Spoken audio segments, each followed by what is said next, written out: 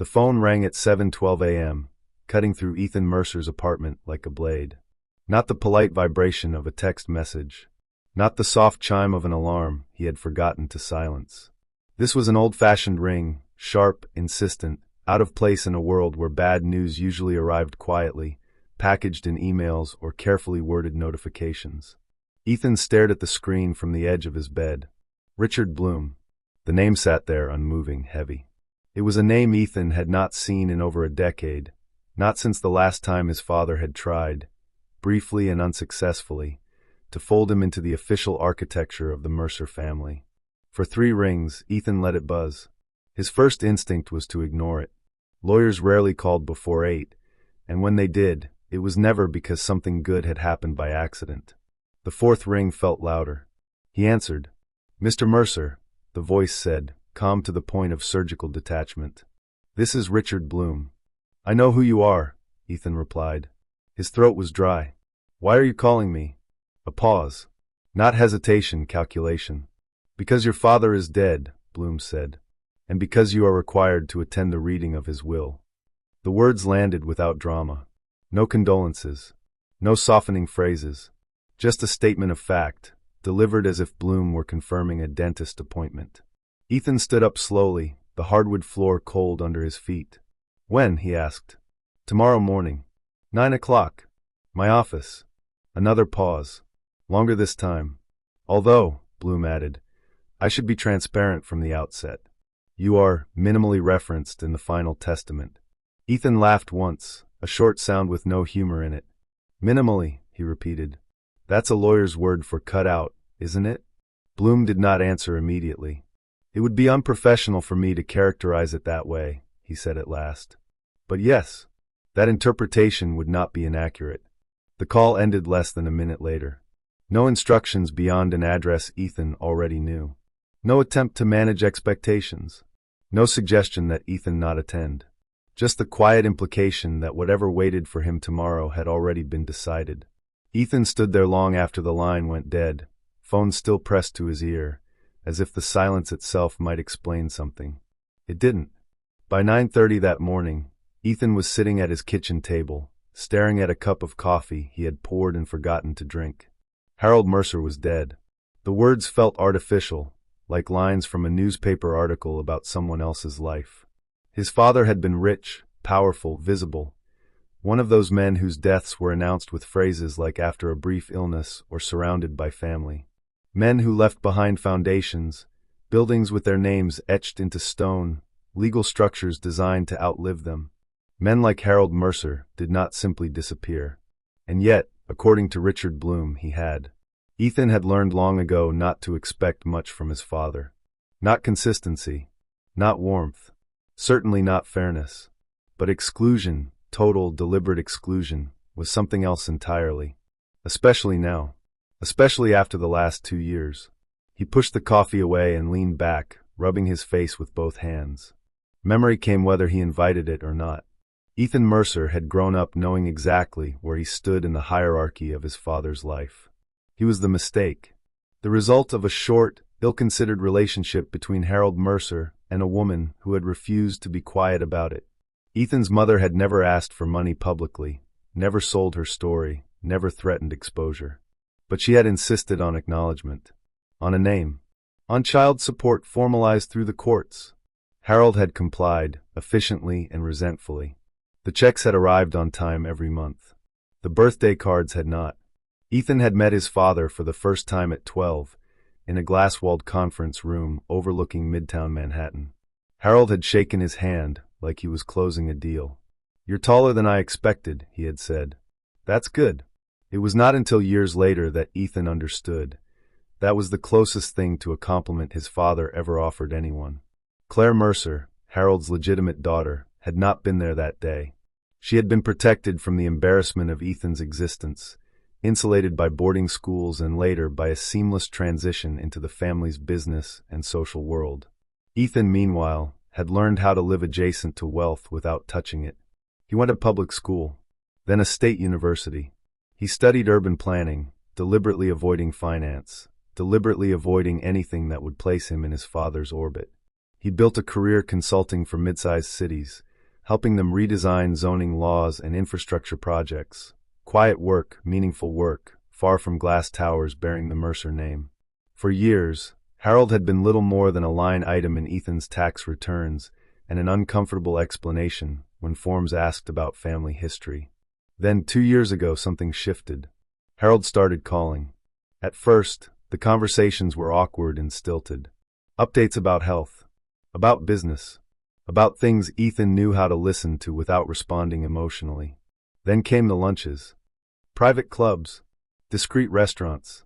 No introductions to friends, no family gatherings, but still a pattern, a rhythm. "I won't be around forever," Harold had said once, swirling ice in a glass of expensive whiskey. "I've made mistakes. I'm trying to clean things up."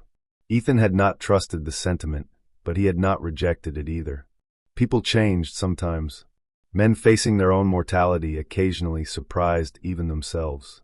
Harold had asked about Ethan's work, asked for opinions. Once, he had even asked for advice. It felt like the beginning of something fragile but real. That was why the phone call had landed like a betrayal before the betrayal had even been confirmed. The next morning, Ethan arrived at Richard Bloom's office 5 minutes early.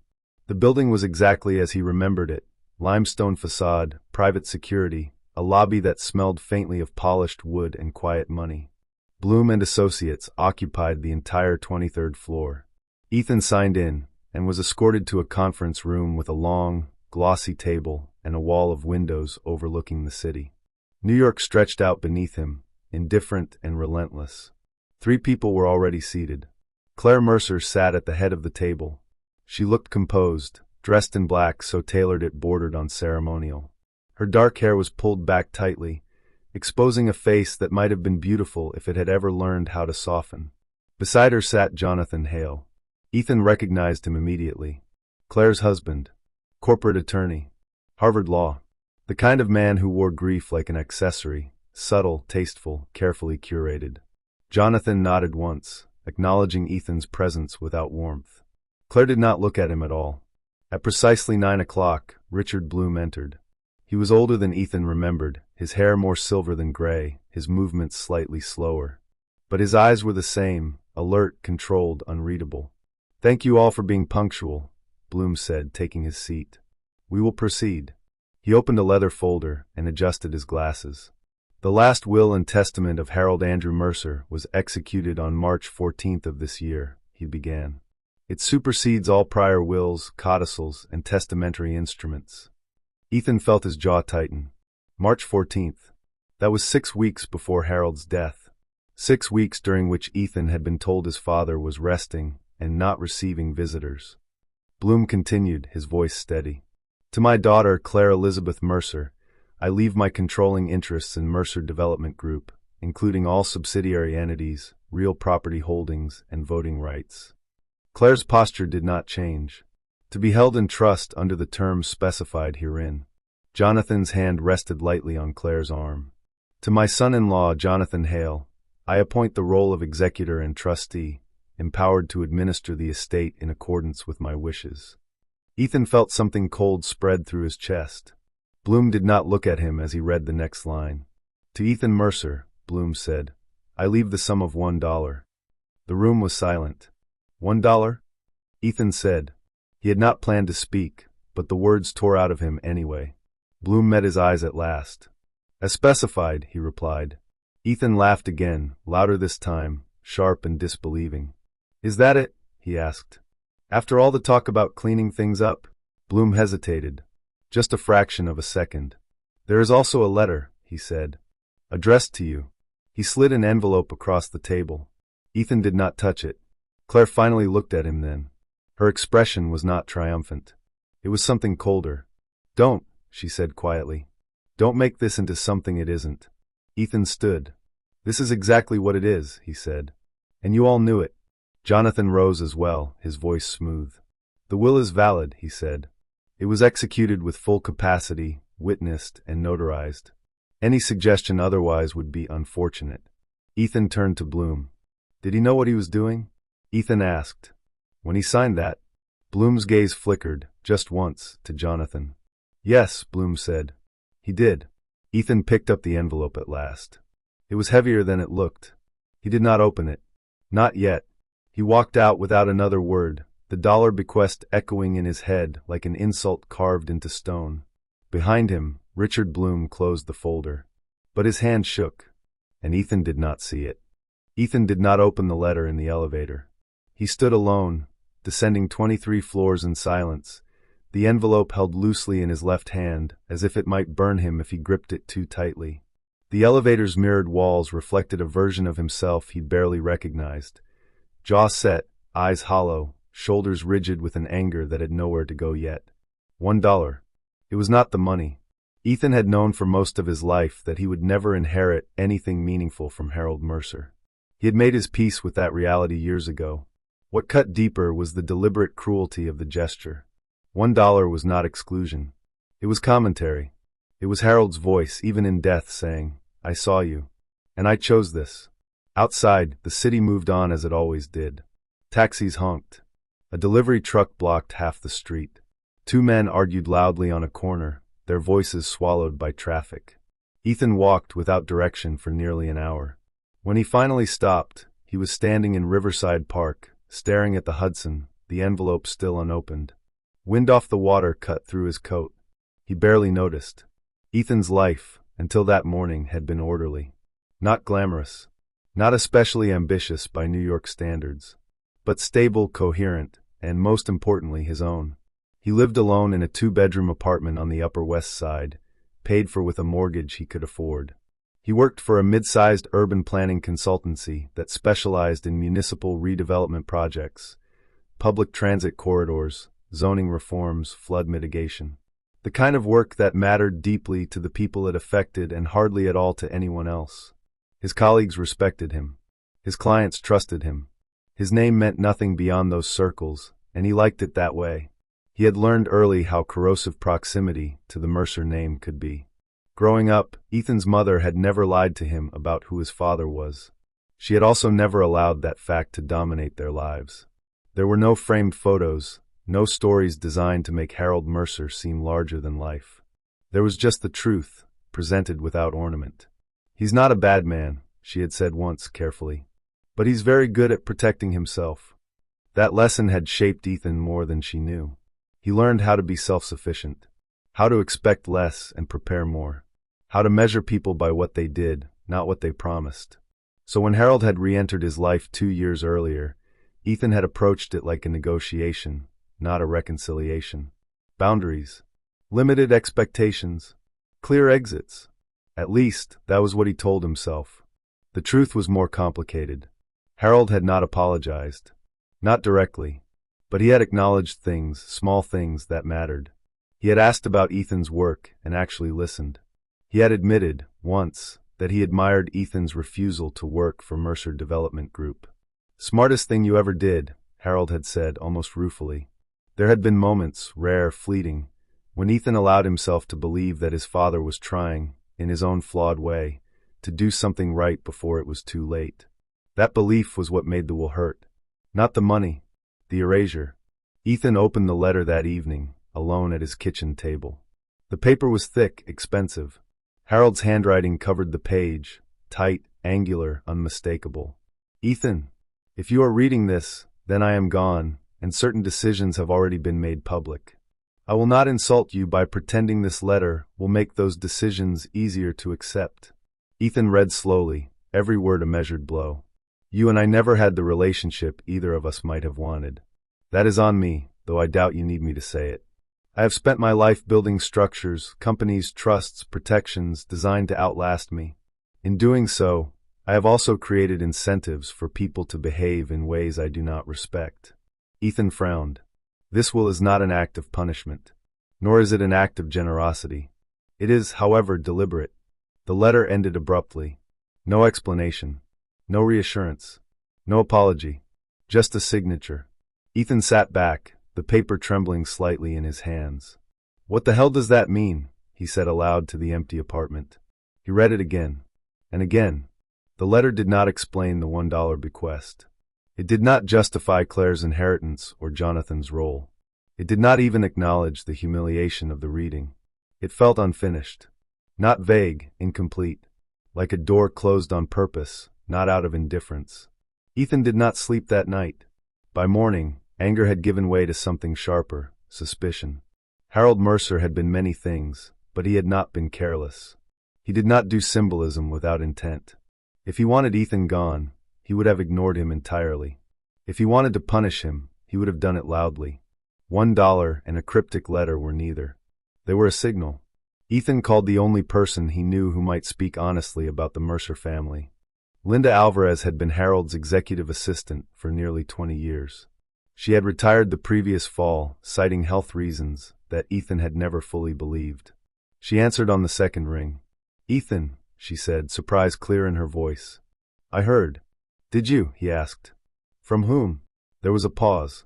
"That tells you everything you need to know," she said quietly. "Did my father talk to you before he died?" Ethan asked. Another pause. Longer. "Yes." "About me?" "Yes." "Did he say why he cut me out?" Linda exhaled slowly. "He said you would understand. Eventually." Ethan closed his eyes. "That doesn't sound like him," he said. "No," Linda agreed. "It doesn't." They sat in silence for a moment. "Be careful," Linda added finally. "There were changes. Near the end. Not just the will." "What kind of changes?" "People started making decisions for him," she said. "And not all of them were transparent." Ethan's grip tightened on the phone. "Who?" he asked. Linda hesitated. "Ask Richard Bloom," she said. "If he'll tell you the truth." The call ended before Ethan could press further. 2 days later, Ethan requested a meeting with Bloom. The lawyer agreed, reluctantly. Bloom's office felt different without the ceremonial weight of the will reading. Smaller, more human, and more dangerous. "You should retain independent counsel," Bloom said as soon as Ethan sat down. "Anything I say here cannot be construed as advice." "I'm not asking for advice," Ethan replied. "I'm asking for honesty." Bloom studied him for a long moment. "Your father was very clear," Bloom said carefully. "He was of sound mind. He understood the consequences of his decisions." "That's not what I asked," Ethan said. "I asked who was in the room when he made them." Bloom's jaw tightened. "Claire," he said. "Jonathan. And myself." "No doctors?" Ethan asked. "There was a medical evaluation," Bloom replied. "Ordered by whom?" Bloom did not answer. Ethan leaned forward. "You're a lawyer," he said. "You know what $1 means. You know it invites scrutiny. Why would my father do that?" Bloom removed his glasses and rubbed his eyes. "Because," he said quietly, "he wanted you to look." Ethan's breath caught. "At what?" Bloom replaced his glasses. "That," he said, "is where my role ends." Ethan stood. "This isn't over," he said. Bloom did not disagree. That night, Ethan searched his father's name in public records. Property transfers, trust filings, corporate restructurings. Patterns emerged. Entities moved. Control consolidated. Signatures executed in the final months, some shaky, some unusually precise. And one thing stood out above all else. A dormant trust, established years earlier, recently amended. Its beneficiary designation was sealed. Its trigger conditions were not. Ethan stared at the screen. For the first time since the phone call, he felt something other than anger. He felt certain.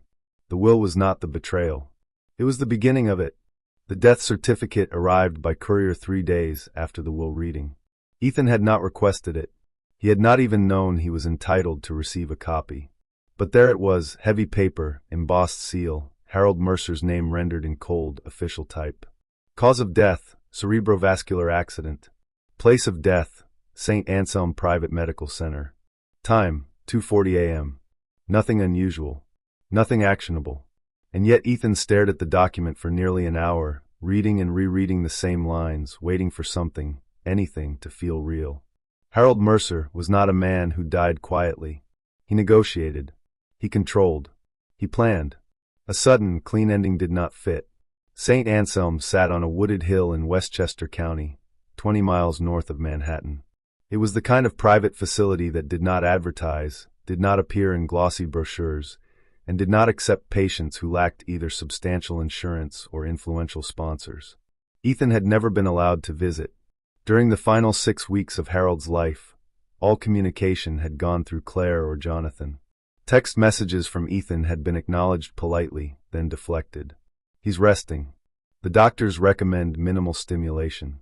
We'll let you know if anything changes. Nothing had changed until everything had. Ethan drove up to St. Anselm on a gray Thursday morning, parking in the visitor lot despite knowing he would not be allowed inside. He needed to see it, to understand where his father's final decisions had been made. The building was low and modern, surrounded by manicured grounds that suggested serenity rather than medicine. A security guard stopped him at the entrance. "I'm here about Harold Mercer," Ethan said. The guard checked the tablet. "Family access is restricted," he said. "Only authorized individuals." "My father is dead," Ethan replied. "I'm not here to see him." The guard hesitated, then made a call. A woman in her late 50s emerged a few minutes later. She introduced herself as Dr. Marion Kessler, Director of Patient Affairs.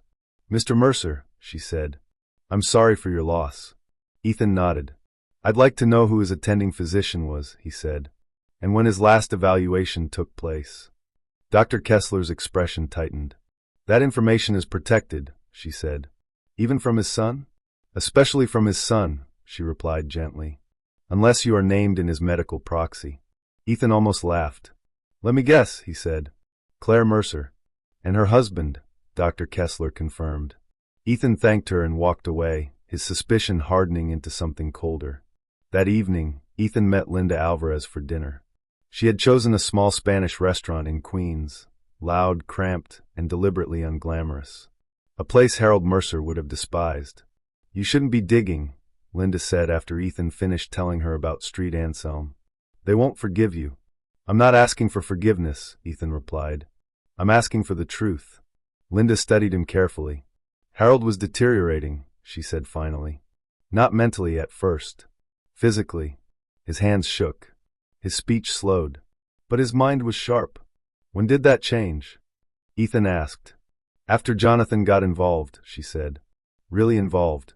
Ethan felt his stomach drop. "Jonathan's always been involved," he said. "Not like that," Linda replied. "He started reviewing documents personally. Sitting in on meetings he had no reason to attend. He framed it as helping Harold manage his legacy." "And Claire?" Ethan asked. Linda hesitated. "She trusted him," she said. "That was her mistake." Ethan frowned. "You're saying she didn't know?" "I'm saying she didn't ask," Linda replied. "There's a difference." Linda leaned closer, lowering her voice. "There was a doctor before St. Anselm," she said. "A neurologist Harold had seen for years. He trusted him." "What happened to him?" Ethan asked. "He was replaced," Linda said. 3 months before Harold died. "By whom?" "A specialist recommended by Jonathan," she said. "I never saw the paperwork." Ethan's mind raced. "And the will?" he asked. "Was there another one?" Linda's eyes flicked to the door, then back to Ethan. "There was a draft," she said. "Not finalized. Harold asked me to print it once, then told me to shred it." "Did you?" Ethan asked. Linda smiled faintly. "I retired a month later," she said. "Make of that what you will." That night, Ethan reviewed every message he had exchanged with his father in the final months. The tone shifted abruptly about 6 weeks before Harold's death. Shorter replies, more formality, fewer questions, and then silence. Ethan compared the timeline with public filings. The amended trust had been executed during that same window. So had the new will. So had Jonathan Hale's appointment as executor. Too much had happened too quickly. Ethan hired a private investigator. Her name was Rachel Moore, a former litigation analyst who had left a large firm under circumstances she refused to discuss. She was efficient, skeptical, and unimpressed by the Mercer name. "You don't have standing to contest the will yet," she said after reviewing the documents. "But you might have leverage." "Where?" Ethan asked. "Capacity," Rachel replied. "Undue influence. Medical manipulation." "How do we prove it?" Ethan asked. "We follow the paper," she said, "and the people who disappeared." Within a week, Rachel found the first crack. The neurologist Linda had mentioned, Dr. Alan Reeves, had not retired. He had moved to Oregon, quietly, and he was willing to talk.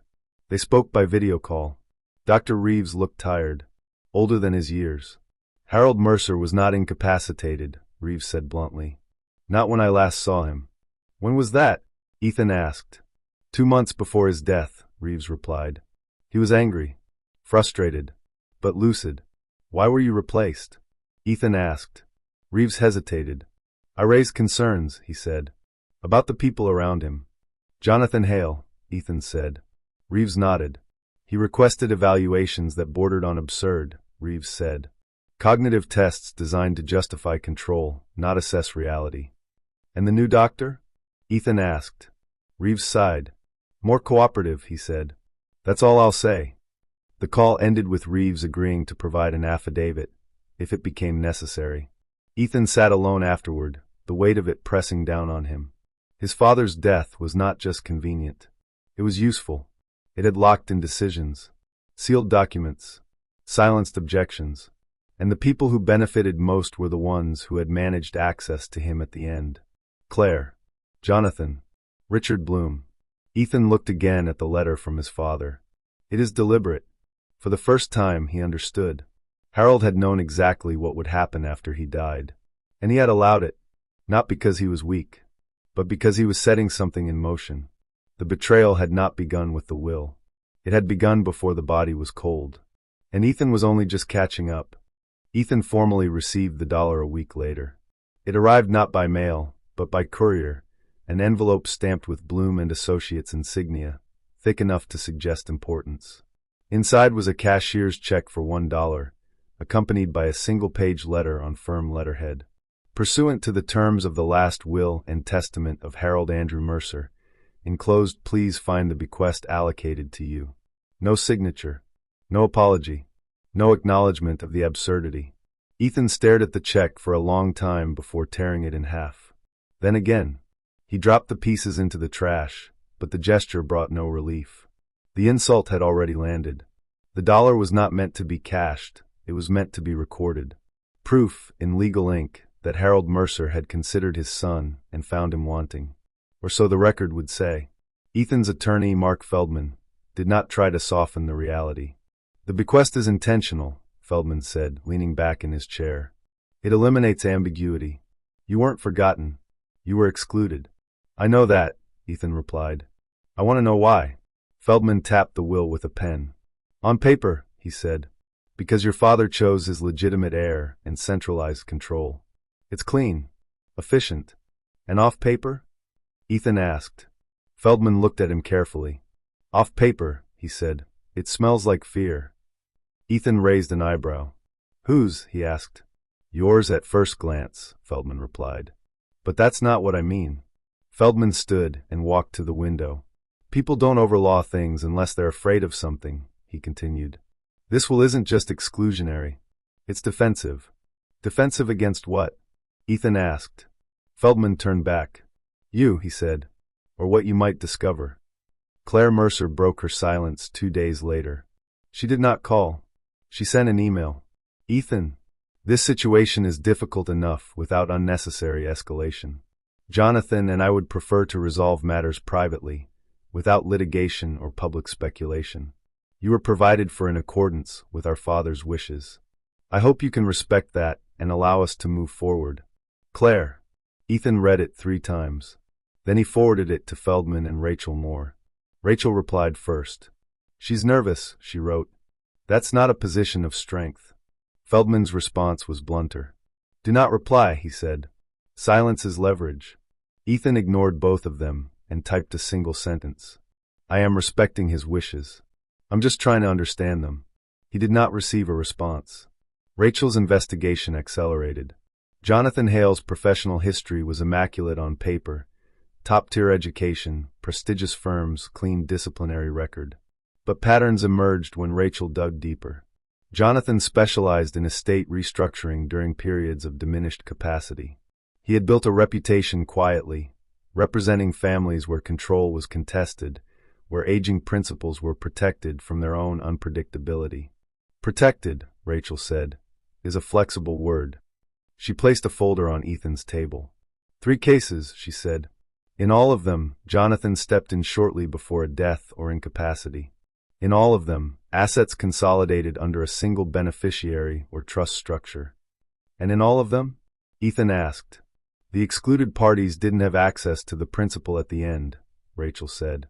And the lawyers involved cited medical evaluations Jonathan arranged. Ethan exhaled slowly. Was my father one of his cases? He asked. Rachel met his eyes. He was, she said. Jonathan just didn't bill him. Richard Bloom requested a meeting. This time, he did not frame it as procedural. I think we should talk, he said over the phone. Off the record. They met in a small conference room away from Bloom's main office, the kind used for quiet settlements and difficult conversations. Bloom looked worse than he had at the will reading. Thinner. Tired. You're digging, Bloom said without preamble. Yes, Ethan replied. You're not wrong to, Bloom admitted. But you are underestimating the cost. Then tell me the truth, Ethan said. For once. Bloom folded his hands. Your father was afraid, he said. Not of death. Of exposure. Exposure of what? Ethan asked. Bloom hesitated. Jonathan, he said finally. And Claire, by extension. Ethan leaned forward. What did they do? He asked. Bloom shook his head. Not what you think, he said. Not theft. Not forgery. Not initially. Then what? Ethan pressed. Control, Bloom said. They convinced him that control was slipping. Bloom looked at the table. The medical reports were persuasive, he continued. They painted a picture of decline that justified intervention. Were they accurate? Ethan asked. Bloom did not answer immediately. I signed off on them, he said instead. That is my failure. Ethan felt a flash of anger. You're a lawyer, he said. You don't sign off on feelings. Bloom looked up, shame flickering across his face. I trusted the process, he said. And the people managing it. Jonathan, Ethan said. Yes, Bloom replied. And Claire. Ethan stood. Then why the dollar? He asked. Why not just cut me out quietly? Bloom swallowed. Because Harold insisted, he said. He said you needed to be provoked. Provoked into what? Ethan asked. Bloom's voice dropped. Looking past the will, he said. The next escalation came swiftly. Ethan's consulting firm received a letter from Mercer Development Group, citing a potential conflict of interest in a municipal project Ethan was advising. The implication was thin but damaging, that Ethan might be leveraging insider knowledge. It was nonsense, but it was effective. Within days, Ethan was placed on administrative leave while the matter was reviewed. Jonathan Hale's signature sat neatly at the bottom of the letter. Rachel slammed her hand on the table when she saw it. That's retaliation, she said. He's warning you. About what? Ethan asked. How much power he has, she replied. Ethan looked at the letter again. Jonathan had not just excluded him from the inheritance. He was trying to erase him professionally. Silence, Ethan realized, had been the condition of the dollar, and by refusing it, he had broken an unspoken agreement. That night, Ethan listened again to the audio file Rachel had obtained from Linda Alvarez, a recording Linda had made months earlier and forgotten she still had. Harold's voice was weak but unmistakable. If they rush this, Harold said, it means they're afraid of something breaking. Another voice, Jonathan's, responded calmly. We're protecting you. No, Harold replied. You're protecting yourselves. The recording ended abruptly. Ethan sat in the dark, the city humming beyond his windows. The first had been humiliation. The second was isolation. And now the third had arrived, pressure. The betrayal was no longer passive. It was active, and it was escalating. Ethan learned quickly that retaliation rarely announces itself. It arrived disguised as process. The internal review at his firm was framed as routine. Compliance. Due diligence. The partners were polite, careful with their words, almost apologetic. But the message was unmistakable. As long as Mercer Development Group raised questions, Ethan was a liability. You understand the optics, one of the senior partners said, fingers steepled. This isn't about wrongdoing. It's about perception. Ethan understood perfectly. Jonathan Hale was not trying to prove Ethan guilty. He was trying to make him radioactive. Rachel Moore shifted strategy. If he's escalating publicly, it means something's unstable privately, she said. People don't overplay their hand unless they're afraid of time. Time for what? Ethan asked. For discovery, she replied. For someone to notice what doesn't add up. They began pulling threads that Jonathan could not control. Old filings. Minor amendments. Footnotes that most people ignored. Patterns emerged. Documents signed by Harold Mercer in the final months bore inconsistencies, subtle but persistent. Dates that didn't align with known hospitalizations. Language shifts that mirrored Jonathan's drafting style more than Harold's voice. "This isn't forgery," Rachel said. "It's influence. Heavy-handed influence." "And legally?" Ethan asked. "Harder to prove," she admitted. "But not impossible." The key, Rachel believed, was the medical narrative. Jonathan's entire legal architecture rested on the assertion that Harold's capacity was declining, and that intervention had been necessary. If that narrative collapsed, so did Jonathan's credibility. Ethan requested Harold's full medical file. The request was denied. Rachel subpoenaed it. Jonathan's firm moved to block the subpoena within hours. "That's your answer," Rachel said. "He's hiding something." "What?" Ethan asked. "Not illness," she replied. "Process. They went around St. Anselm instead of through it." Rachel tracked down a nurse who had worked Harold's floor during his final weeks. Her name was Karen Doyle. She had resigned abruptly and taken a position at a public hospital in New Jersey. Karen agreed to meet, but only after work and only in a diner off the highway. She was nervous. Her hands shook when she lifted her coffee. "They told us not to talk," she said, "about anything related to Mr. Mercer." "Who did?" Ethan asked. "Administration," Karen replied. "And the lawyers." "What did you see?" Rachel asked. Karen hesitated. "He wasn't confused," she said finally. "Not like they claimed. He argued with people. He asked questions. He remembered details better than some of us." "Did he sign documents?" Ethan asked. Karen nodded. "Yes," she said. "Often after long meetings." "With whom?" Rachel asked. Karen swallowed. "Mostly Mr. Hale," she said. "Sometimes his wife. The lawyer, too." "Bloom," Ethan said. Karen nodded again. "And a doctor?" Rachel asked. Karen's eyes flicked to the window. "There was always a doctor on paper," she said, "but not always in the room." The first forged narrative cracked a week later. Rachel obtained an internal Street Anselm memo, anonymous but credible. It detailed pressure from external legal counsel to characterize Harold Mercer's condition as progressively impaired, despite contradictory observations from staff. Jonathan Hale's firm name appeared repeatedly. "So he didn't fake documents," Ethan said. "He curated them."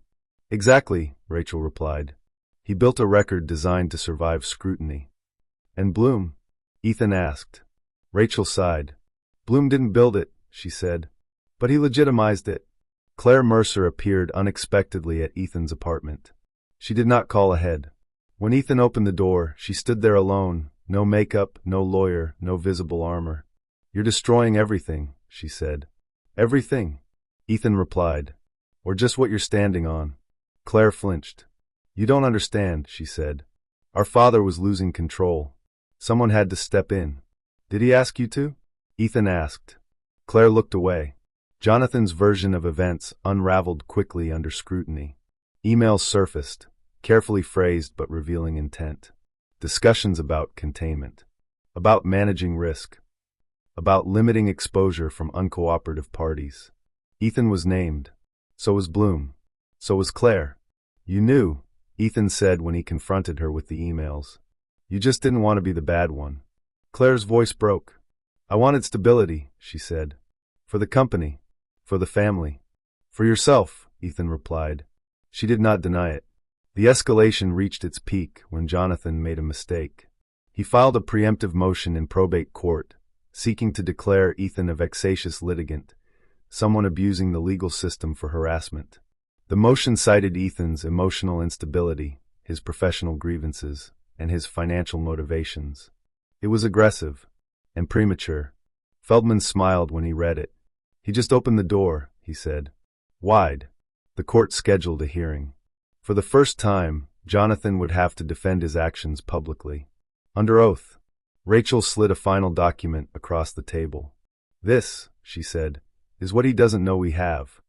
It was a bank record, a trust-related transfer executed days before Harold's death. Authorized not by Harold, but by Jonathan Hale, using a power that should not have been active yet. Ethan felt his pulse quicken. "That's illegal," he said. It's worse, Rachel replied. It proves intent. The betrayal had moved beyond manipulation. It had crossed into action, and now it was traceable. The lie had taken shape. And for the first time, Ethan could see where to break it. Richard Bloom did not want to meet again. He delayed. He deflected. He cited scheduling conflicts and ethical boundaries. When Ethan's attorney pressed, Bloom responded with formal letters dense with disclaimers and carefully calibrated language.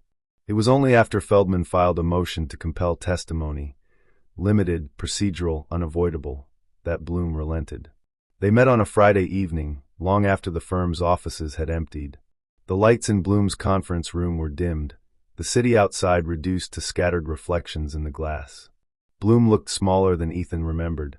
Not physically, though his shoulders were more rounded, his posture less assured, but structurally, like a man whose professional armor had begun to crack. "I will not lie for them," Bloom said as soon as the door closed. "But I will not volunteer my own destruction either." "That depends," Ethan replied calmly, "on what you consider volunteering." Bloom exhaled slowly. "You want to know about the second structure," he said. "The one Jonathan didn't tell you about." Ethan said nothing. Bloom opened a thin folder and slid it across the table. Inside was a trust agreement, older than the will, older than Jonathan's involvement. Its name was innocuous, the Mercer Continuity Trust. "What is this?" Ethan asked. "The real will," Bloom replied. The Mercer Continuity Trust had been created 11 years earlier. Not for tax efficiency, not for asset protection, for surveillance. Harold was paranoid, Bloom said, but not without reason. He believed that wealth didn't corrupt people, it revealed them. The trust's purpose was conditional. It held no operational assets, no controlling interests. Only access, documents, internal communications, financial pathways. Information. Its activation clause was unusual. The trust would become active only if Harold Mercer was declared legally competent at the time of executing a will that excluded a biological heir. Ethan felt his chest tighten. "If he cut me out while competent," Ethan said. "The trust unlocks," Bloom finished, "and transfers control of its contents to you." Silence filled the room. Jonathan Hale had never mentioned this trust. Claire had never acknowledged it. And if he wasn't competent? Ethan asked. "Then the trust dissolves," Bloom said. Quietly, irrevocably. Ethan stared at the document. "So the medical narrative," he said slowly. "Decides everything," Bloom replied. Bloom removed his glasses. "I advised against it," he said. "I told him it was dangerous, that it would incentivize exactly the kind of behavior he claimed to fear." "Why did he do it anyway?" Ethan asked. Bloom's mouth tightened. "Because he didn't trust anyone," he said. "Except the system. And even then, only conditionally." Ethan leaned back. "And you?" he asked. "Where did you fit into this?" Bloom did not hesitate. "I was the fail-safe," he said. "Or so I thought." Bloom explained that Harold had instructed him to monitor any changes to medical evaluations, legal authority, or access restrictions in the final months. Bloom had failed. Jonathan was subtle, Bloom said. He never crossed a line cleanly. He layered influence. He framed everything as protection. "And Claire?" Ethan asked. Bloom hesitated. "She knew the trust existed," he admitted, "but not its trigger." Ethan absorbed that. "She thought the will was final," he said. "Yes," Bloom replied. "She thought she had won." Rachel Moore joined the meeting halfway through. She listened without interruption, her expression unreadable. When Bloom finished, she asked one question. "Where are the contents of the trust?" she said. Bloom hesitated. "Dispersed," he said. "Encrypted. Stored with third-party custodians." "And access?" Rachel asked. Bloom looked at Ethan. "Pending," he said. "On the court's determination of capacity." Rachel nodded. "That makes the upcoming hearing decisive," she said. "For everyone." Bloom stood. "I will testify," he said. "Not because I want to, but because I no longer believe silence is neutral." Ethan watched him go, feeling no satisfaction. Only gravity. The hearing was set for Monday. Jonathan Hale arrived early, flanked by 2 senior litigators from his firm. He looked confident, composed, untroubled. Claire sat behind him, pale and rigid. Ethan sat at the opposite table, flanked by Feldman and Rachel. The courtroom filled quickly. This was no longer a private inheritance dispute. It was a reckoning. Jonathan testified first. He spoke fluently about duty, about protection, about responsibility to a declining patriarch and a vulnerable enterprise. He described Harold Mercer as brilliant but increasingly erratic. He cited medical opinions, legal precedent, best practices. Then Rachel stood. "Mr. Hale," she said, "did you ever authorize financial transfers under a power of attorney before it was legally active?" Jonathan smiled faintly. "No," he said.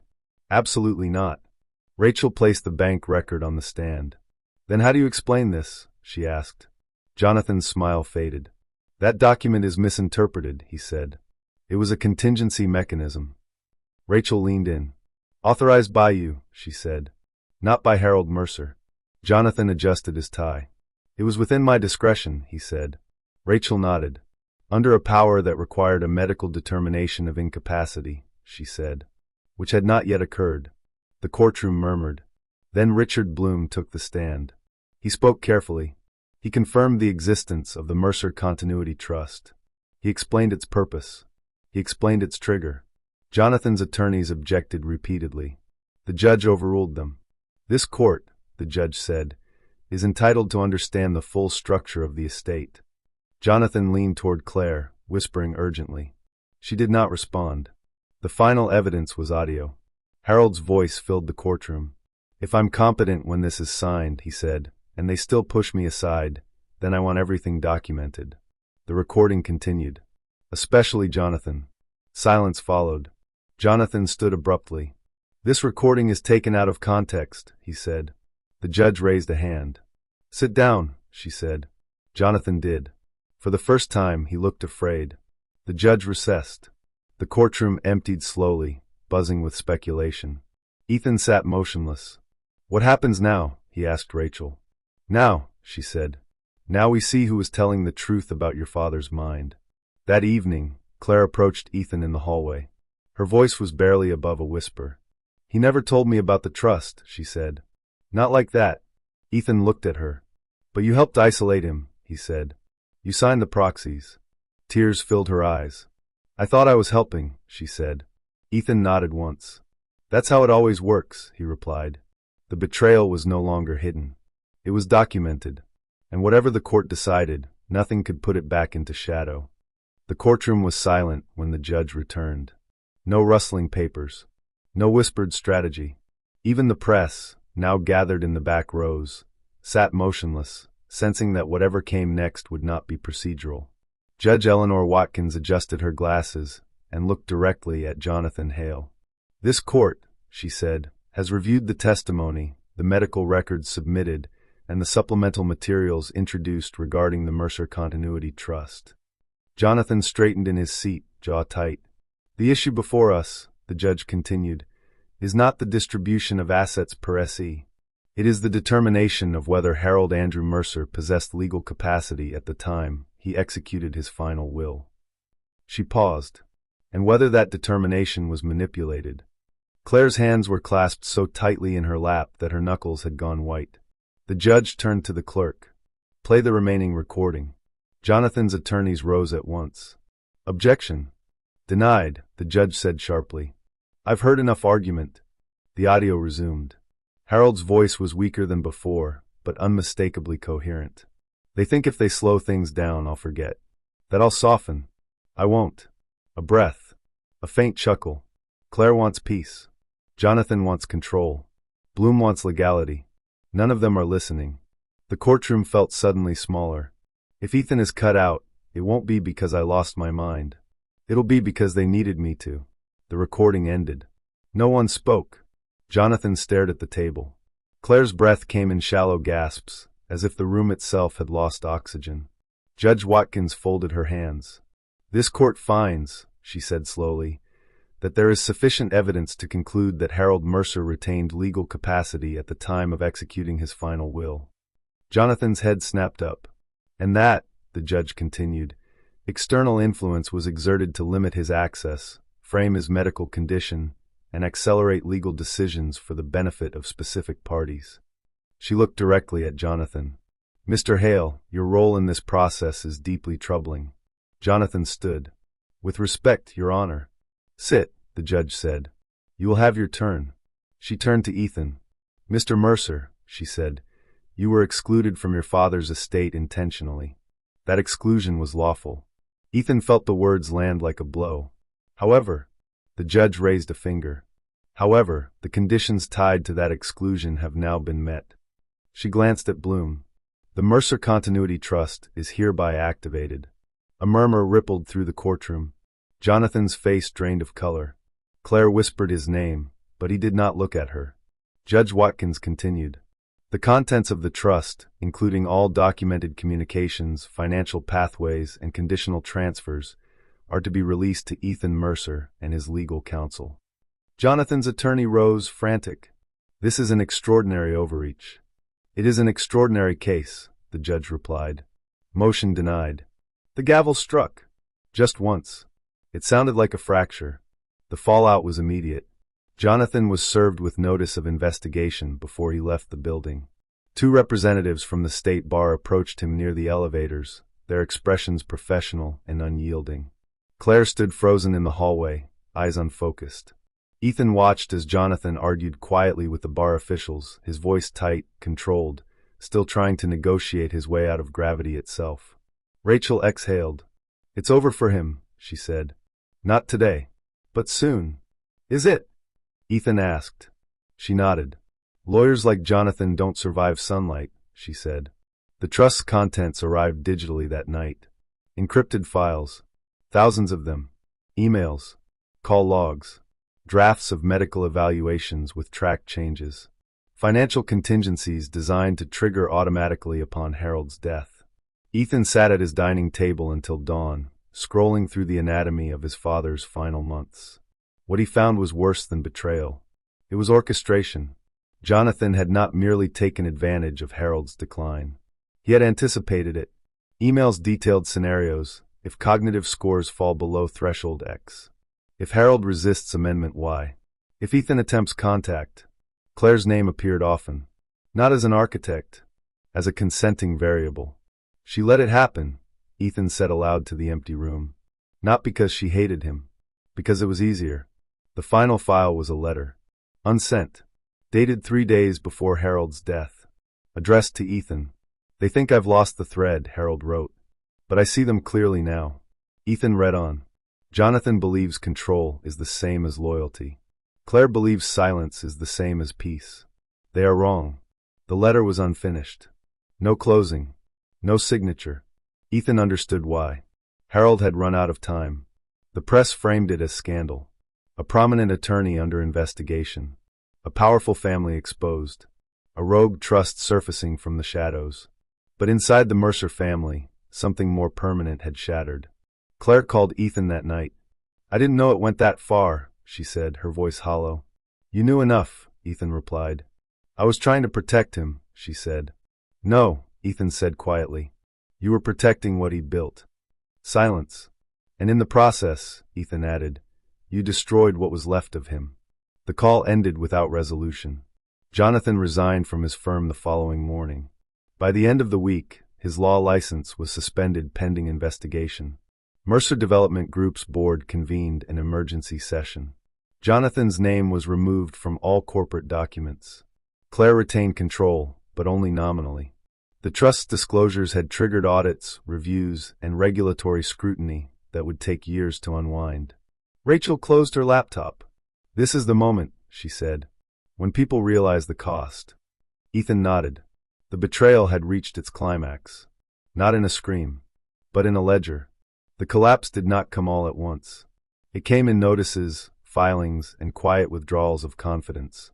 Mercer Development Group's stock dipped first, just enough to attract analysts, not enough to panic investors. Then the board announced an internal governance review. Then the banks began asking questions they had never bothered to ask before. Claire Mercer spent her days in conference rooms that felt increasingly hostile. Every decision she made was now provisional. Every signature required countersignature. Every conversation included counsel. She was still the heir, but she was no longer trusted. Jonathan Hale's fall was faster and more absolute. The bar investigation expanded within days, drawing on the trust's disclosures. His emails, once models of legal restraint, now read like roadmaps of intent.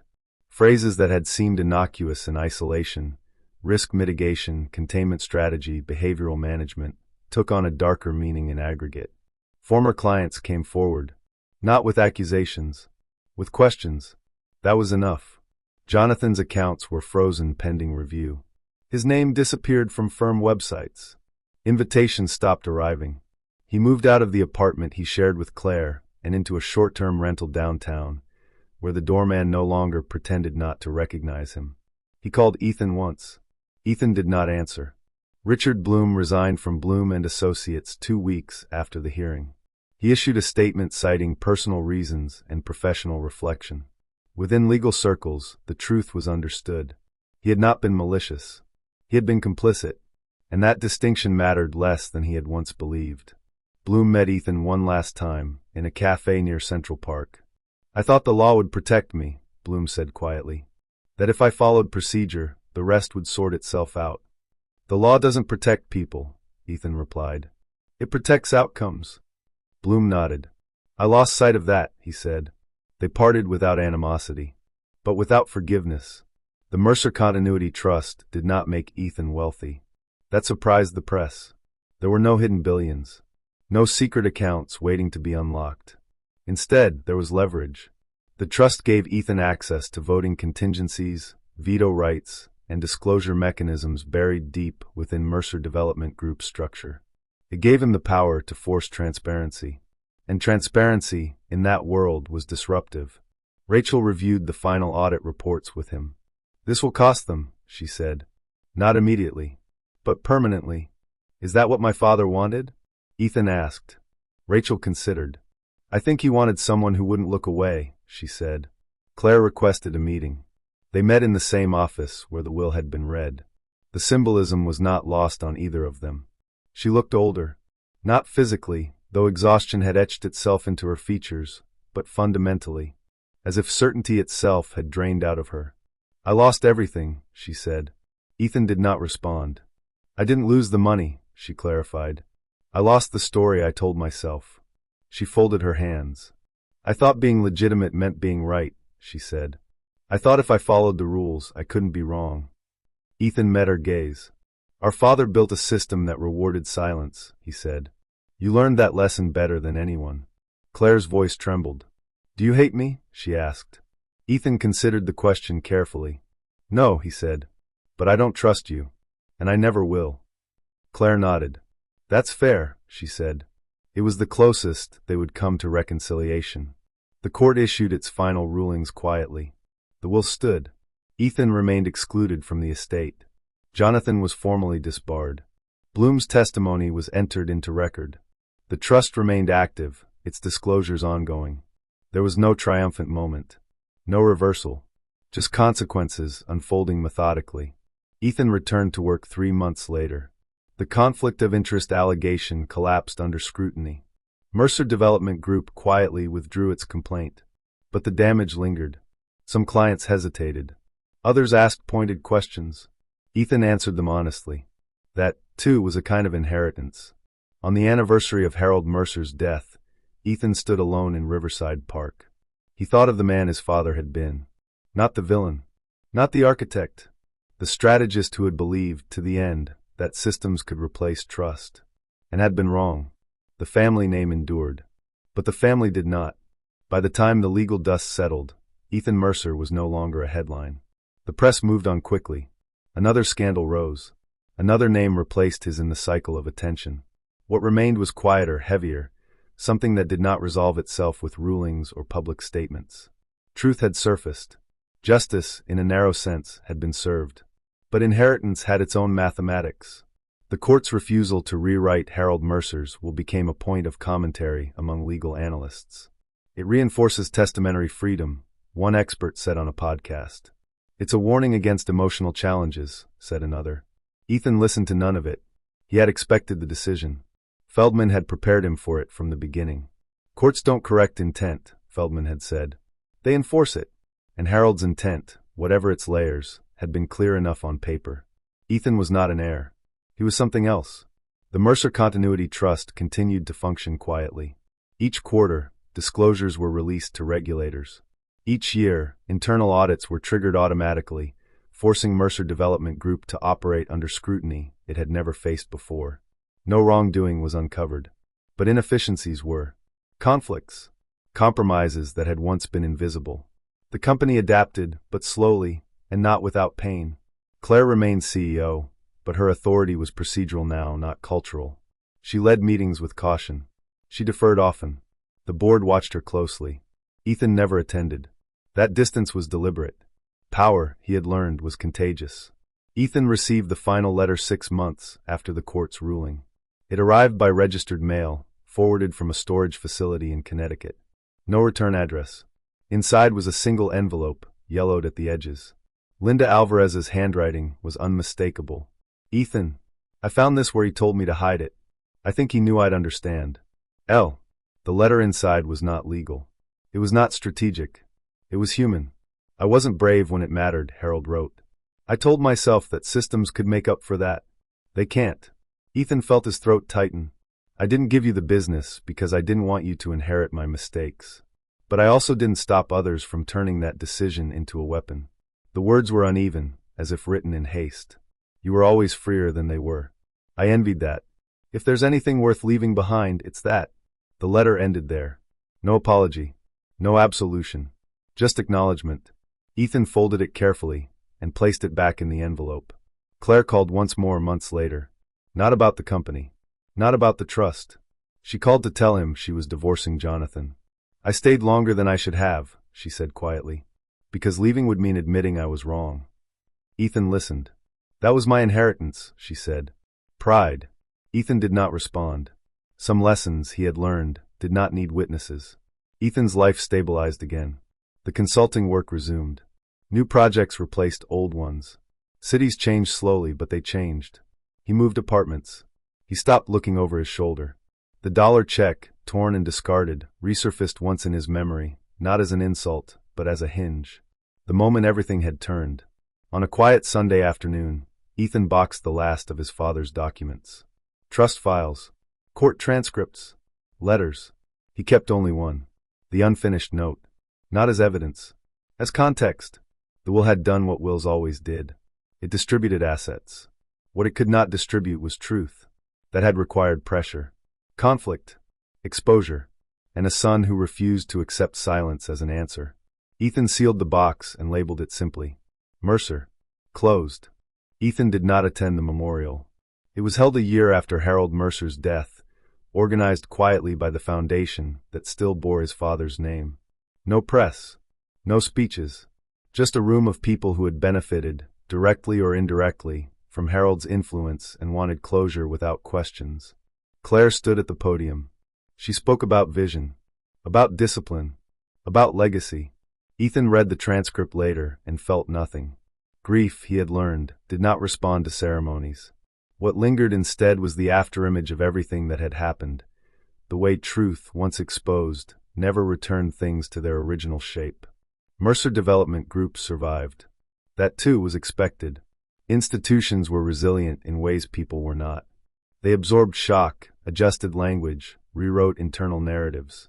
Within 2 years, the audits triggered by the Continuity Trust became routine. Transparency was no longer a punishment. It was a cost of doing business. Claire adapted. She became quieter, more procedural, less certain. In interviews, she spoke less about her father and more about governance. It was a safer story. Jonathan Hale pleaded no contest to a reduced set of charges related to professional misconduct. There was no trial, no dramatic reckoning. He paid fines. He accepted permanent disbarment. He relocated out of state. Once, Ethan saw a photo of him in a local paper. Jonathan volunteering at a legal aid clinic, smiling carefully, as if the camera might still be convinced. Ethan closed the browser tab without comment. Some consequences did not need his attention. The Mercer Continuity Trust expired quietly. Its sunset clause activated 5 years after Harold's death, once all conditional disclosures had been satisfied and all internal controls verified. On its final day, Ethan received a short notice from the custodian. All obligations fulfilled. No further action required.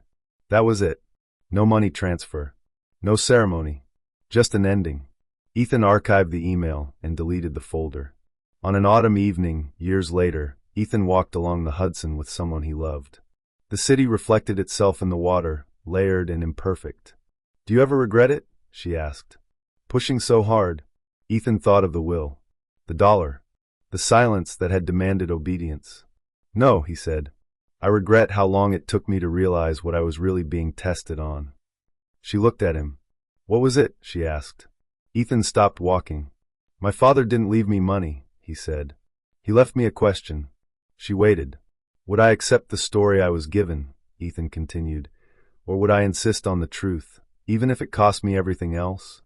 The river moved steadily beside them, indifferent and constant. Years after the court case, a junior associate at Ethan's firm asked him about the Mercer name. "I heard there was a lot of money involved," the associate said. Ethan smiled faintly. "There was," he said. "And you didn't get any of it?" Ethan shook his head. "No," he replied. "I got something harder to spend." The associate frowned. "What's that?" Ethan did not answer immediately. He looked out at the city he had chosen over inheritance, complexity over comfort, truth over silence.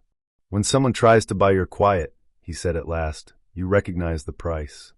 The will had been legal. The betrayal had been real. But the only thing that lasted was the refusal to look away. And that, Ethan knew, was the one inheritance no one could take back.